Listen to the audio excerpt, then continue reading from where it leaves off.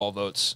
Baylor has a new tight ends coach. Jarrett Anderson joins us on 365 Sports with Paul Catalina, Craig, and David Smoke. Jarrett, great to hear from you. You and I have known each other a long, long time. You were a part of Tyler Junior College, and then, of course, I leaned on you a couple of times when you were at TCU during those great teams back at the Rose Bowl and more, in trying to get your perspective on what Baylor was at that time as they were trying to, find some traction.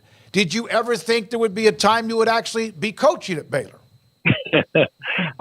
I think wearing green, I've got a lot of former players that have already called me from East Texas and areas that I've recruited and called me a traitor already. But I said, you know what? I said, you just got to be able to come down a little further south. And I said, you'll see the traitor when it comes to game day. But no, they're all good. All my kids that played for me, I said they're all appreciative of it. You brought up an area that you know a lot about. I don't know what region you'll get. I'm sure that's something that has already been discussed. But you found diamonds in the rough, as I called them. Really good football players that sometimes people didn't know too much about. And then they ended up being stars at TCU and elsewhere. What was that like? And is that something that was kind of your, not legacy, but something that you're more proud of? I mean, it's probably a lot of times that you probably had some kids that were first generation college kids and things like that, and seeing them walk across the stage and the success they had on the football field and some of the things that they're able to give back, and from Kilgore to Longview, I mean, some of the areas of East Texas, and even, and Tyler from that standpoint, I said it's one of those things that you're proud of as a coach, but also as a person, that you see them successful in life besides just football. Coach, with the new offense with Jake Spavital, who we had on the show yesterday, coming in, and the tight end position's responsibilities will morph. I don't want to say change. They'll morph into something different. What do you expect to see? What is different that you can tell fans that they can see out of that position from the last zone read offense or the wide zone offense to this one? Well, we kind of had our first kind of meetings today and just talking about it, and I said, you're going to have to be physical, and you're also going to have to play fast. You're also going to have to be able to do things with the football. I said, you're asked to do things with the football, but I said, you're going to have some accountability on both ends, from the throwing game and the running game. And it's always not going to be outside zone. There's going to be some different avenues that you'll have to do. Coach, Jake told us that you guys, or at least in his case, had been on the road and met the prospects more than he'd actually met the guys on the team and spent time around them. What was that like to just be able to be around the guys and start the getting to know process and the importance of all that? Oh, it's good. I'm glad they're all wearing their names with their shirts on. Yeah. I'm like, I know my tight end room, but I said everybody else, I said, guys from different parts that you'd recruited before at the other place. And I said, it's funny. I said, they need to wear this every day for the next few weeks while we're on the road. Yeah, like back in the days of high school when they had the whatever across your front of your helmet, your name, when you had to learn the player. Jarrett, you're in the tight ends room. They've lost some tight ends. They've gained some tight ends too. What is your role compared to what that offense is with that specific position? You know what? I told them, I said, you know what? I wasn't part of the other the other couple of kids that kind of left here. So I said, I can't say anything about it. I said, I can only look at film and kind of go from there. And I told them, I said, we're moving forward with it. I said, the guys that we have in here are good enough. I said, we're either winning with you or because of you, or we're winning with you. And I said, I want to win because of you. And I said, I have an expectation for you. And I said, it's one of those things that I'm going to demand perfection. So when you get on game day, that you get to go play fast and you get to have a great time.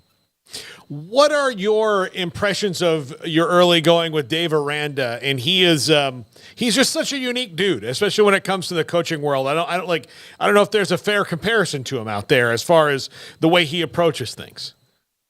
Yes, I coached against him and only had to do a handshake, and finally get an interview with him. I can appreciate some of the things and some of the values he's instilled in the program, and that's and he demands excellence on the football field and off the football field, and that's there's a lot of guys that preach it, but sometimes don't follow through on it.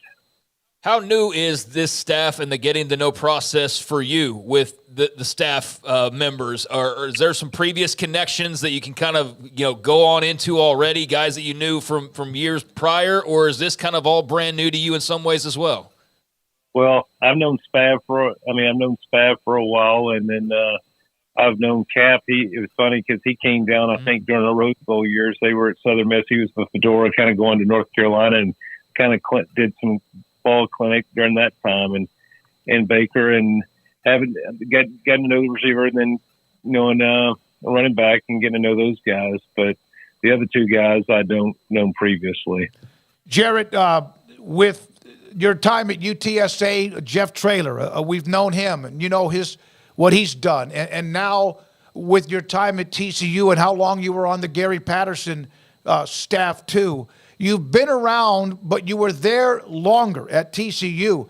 You still have kind of a blend, a chemistry of what you've learned from various people? Yes. I mean, and I always tell coaches, and I tell young coaches, I said, you can't ever lose the ability to learn. And I said, it doesn't matter if you're learning from a young coach or an older coach. I said, once you lose that ability, I said, you shouldn't be coaching anymore.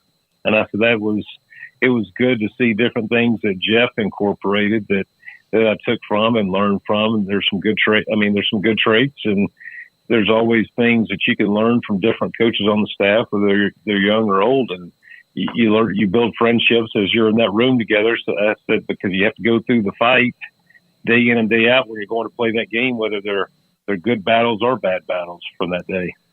Jarrett, you went to Lee, right? Yes, I went to Lee. That's where Craig went. That's his alma mater. And now, of course, they got a new name. And then you were a part of it for a little bit with Tyler Junior College. Did that help you with the relationships you built once you started recruiting that area? I think it did. I think it helps that you have familiarity with the parents and stuff back there. As you get older, you even know the parents. And now I've got more. What's even crazier is now I've got former players with me at TCU that are recruiting. I mean, you're recruiting their kids or their nephews from that standpoint, and you know people that know you, and they know what you're about. They know. I'm sorry. My fault. They know you're fine. They know that you have substance, and when you come back home, that your family's there too. That you mean what you say, and you say what you mean. You're about to be inside McLean Stadium, where you've had some exhilarating wins, and you've had a couple of, especially one in particular, loss that probably still eats at you to this day because it was a classic. Have you thought much about that? You know what? I haven't thought. I think that when we had a recruiting weekend and they said, you need to go to this dressing room, and way to go. And I'm like, guys, I've only been in one dressing room before. I can't tell you where anything else is in this place. All I've seen is one locker room and one tunnel to walk out of. I haven't walked out of any other place. We have Phil Bennett, who's on our show like every Monday, and Phil, the storytelling, the memories, and all that he's joined us many, many times, and he told me that I needed to bring up with you the not fight like fist fight, but the recruiting battle for Shock Lynwood and how Baylor ended up with him, of course, and had a great career. But what were those battles like? Because Baylor and TCU probably recruited that area better than anybody. Well, I always told him he had a little cheat sheet with his brother. Oh yeah, that's right. He had Jerry on his side, because Shock at one time was committed to it. But I mean, it was one of those things that Coach Patterson said, well, I don't know why we're even recruiting with the brother on the other side. He goes, blood's thicker than water. Yeah. And it was. When you got the call from Coach Aranda, what did it mean to you to get back into the Big 12, but also just to have this opportunity? Oh, I was excited. I think my son was my 15-year-old was excited even more. Even though he'd grown up at TCU, I think it's wearing on him a little bit to get back into the Big 12. And I said, you know what, it gets me closer to home and closer to my family of where my roots are. And you know what, I enjoyed I said we got a few new teams in the conference, but I said it's great to get to go coach against these guys again from the Oklahoma States and Arizona, knowing guys on Arizona State and Arizona, and going against Colorado and some of the new teams in the conference. How much Paul brought up the Spavital connection now with that, and of course the game that's so wide open. Baylor had gotten away from that since 2016. Is that going to be kind of like teaching another language, or is that really not that big of a deal? You know what? Kids probably learn the language a lot easier than coaches do sometimes because they have to adjust from what their high school system was to college. From that standpoint, it's probably sometimes the tempo and your demands, and they have to adjust probably to coach speak and the verbiage a little bit, but just adjusting to the different personalities.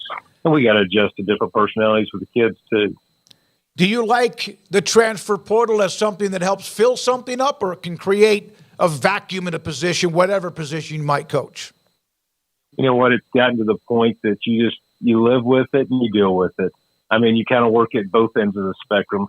Sometimes you can, I was at a place last year where, we gained some good kids out of it, but also they lost a kid that went to Texas and lost a kid that went to Oregon. Mm-hmm. But some of those, but we gained. But what's amazing, that kid came from Sam Houston. So, it wasn't like that. It was almost robbing Peter to pay Paul. Yes, like Craig brought this up, and we've discussed this. A lot of players, we even mentioned somebody today that committed to another school in the Big 12. It's no longer they're from like Estacado High School in Lubbock. They could be from UCLA, Arizona, and then whoever else they commit to. That's exactly what I told somebody. I said, it's probably the only sport right now that you could be a transfer 3 times in one season. Yep. Play somewhere in the fall. I said, I'm tired of that. Then I could go to Jeff Traylor in the spring. And I don't like that, then I can transfer again somewhere else and for the next year. Yeah, Coach, I was saying it's going to make Monday Night Football introductions a lot more confusing. The guys are reeling off like 3 names for schools that they went to, You know what? That'll be interesting when you see that first guy that gets on there that lists 6 different schools that he went to. That finally makes that tell. If he went from junior, it goes high school, junior college, and then you go through the mix if he had to go through all that situation. All right, you mentioned, and so did Coach Spavital yesterday, about meeting the kids and actually having that hands-on type chance to get to know them, et cetera. And then next thing you know, and Coach Aranda brought this up. He was in our studio back, I think it was in December, where he said, we're going to hit football like even quicker, like get into the meat of football. There's off-season that's been going on. How long does this take for the getting to know each other? Not just the names, but getting to know each other. Is this going to be a process up until spring drills? I think it will be a process till spring drills, until you'll get to know them, but until you get the pads on where it gets to be, where it's kind of the crunch time when situations happen or you make a mistake. And I tell them, I said, there's mistakes are going to happen, but I said the mistakes that have to happen can't be a dumb mistake or a mental mistake that you've had time to prepare for. Jarrett, can you discuss the Ole Miss tight end who transferred in? Is he on campus? Yes. Michael Trigg, did you tell us a little bit about what you see in him? Today was his first day, and he's still learning. So it was kind of he's got to learn that I demand probably more than probably what other people have told him. I think everybody's told him. And he's a very talented young man, but as I said before, I said either you have to take that talent to another level. I said everybody's told you how great you were, but now it's time to actually play great on the field as a college football player. Man, I love that. I love that. Jarrett, thanks. It's great to hear from you again. It was always cool to lean on you and pick your brain when it came to recruiting, also your time at TCU and now at UTSA and now Baylor. Thanks for your time. Great to have you on the staff here. I appreciate it. Jarrett Anderson, Baylor Tight Ends Coach, went to